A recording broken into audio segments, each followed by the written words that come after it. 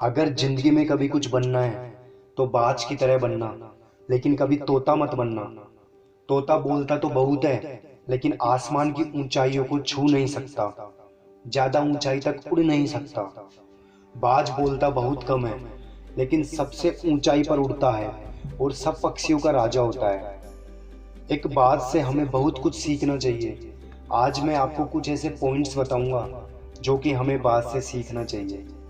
ये पॉइंट्स हमारी ज़िंदगी को काफ़ी बेहतरीन बना सकते हैं। पॉइंट नंबर 1, बाज कभी भी मरे हुए जानवर नहीं खाता। वो हमेशा जिंदा जानवरों का ही शिकार करता है। इस पॉइंट से हमें ये सीखना चाहिए कि हमें हमारे पास्ट पर ध्यान नहीं देना चाहिए। भूल जाओ उन पास्ट की बातों को जो हमेशा आपको दुख पहुंचाती है। नई रोशनी आपकी ज़िंदगी में तभी आएगी जब आप खुद को पास्ट की अंधेरी यादों से बाहर निकालोगे। पास्ट में चाहे आपके साथ कितना भी बुरा क्यों ना हुआ हो, वो सब यादें, वो सब थॉट्स अब मर चुके हैं। और उस बाज की तरह बनो जो कभी भी मरी हुई चीजें नहीं खाता। पॉइंट नंबर 2, मुसीबत में मजा ढूंढो। जब आंधी तूफान आते हैं, बारिश होती है, तब सारे पक्षी छुपकर बैठ जाते हैं, अपने अपने घोंसलों में चले जाते हैं। लेकिन बाज को बड़ा मजा आता है।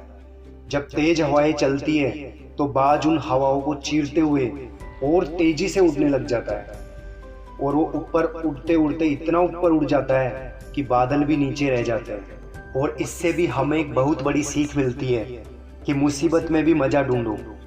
आप भी बाज की तरह जिंदगी में आने वाले अवसरों को पहचानो, और जिस दिन आपने अवसरों को पहचान लिया, सारी मुश्किलें नीचे होगी और तुम उन मुश्किलों के ऊपर होगे।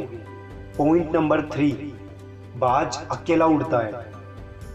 वह बाकी पक्षियों के मुकाबले सबसे ऊपर उड़ता है।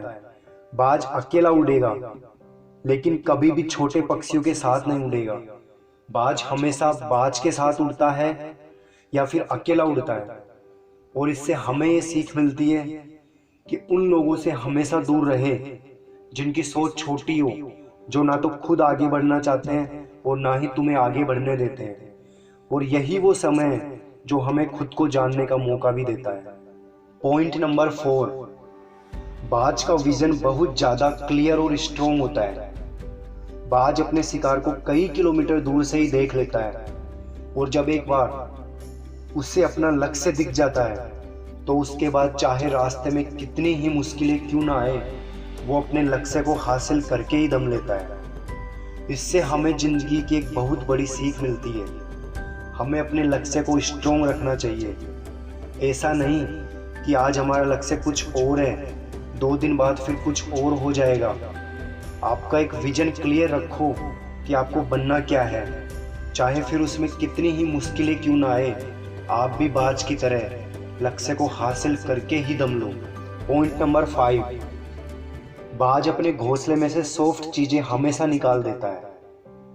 वह ऐसा इसलिए करता है ताकि बाज के जब बच्चा होता है तो उसमें कंफर्टेबल ना रह सके, क्योंकि बाज को अच्छे से पता है अगर उसका बच्चा घोंसले में कंफर्टेबल हो गया तो वो वहीं रहना पसंद करेगा। और अगर एक ही जगह रहना पसंद करेगा तो बादलों से ऊपर कैसे उड़ेगा। बाज एक पक्षी है, उसे तो पता है कि कंफर्ट जोन में कोई ग्रोथ नहीं होती। लेकिन हम तो इंसान है ना, और इंसान होने के बावजूद भी कई सारे लोग इस बात को समझना ही नहीं चाहते। अगर आप इस समय भी कंफर्ट जोन से बाहर नहीं निकलोगे तो आने वाले समय में आपकी लाइफ अनकंफर्टेबल हो जाएगी।